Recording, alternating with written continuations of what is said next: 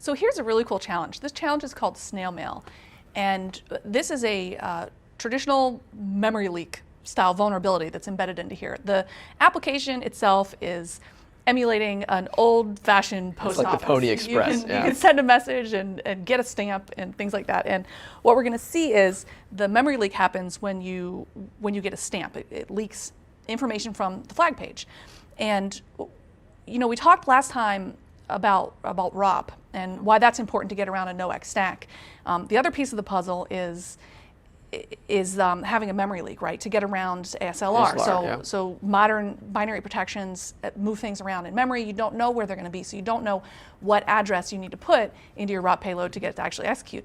So there was no type 1 POV that we know of anyways possible in this binary. It was purely a type 2 POV based on manipulating the system to give you a letter back, and not just one letter, right? You had to get 2 in a row because there was only 3 bytes per serial number that you got. Let's take a look at it here.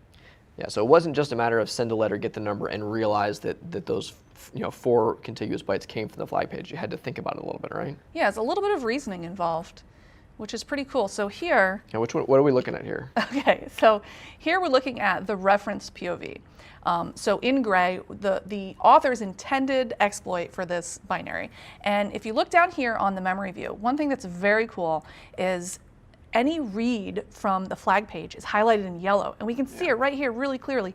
3 bytes, individual bytes coming out of the flag page. Yeah.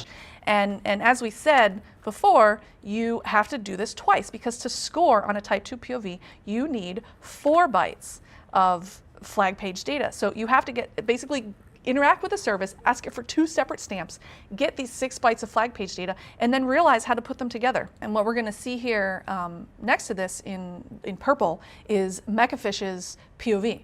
So Mecafish CRS actually figured this out, and we can see the same sort of thing, and it's a little blurry there, but the same sort of thing happening where they've, on 2 separate occasions, interacted with the service and got these stamps issued. So they have this flag page data.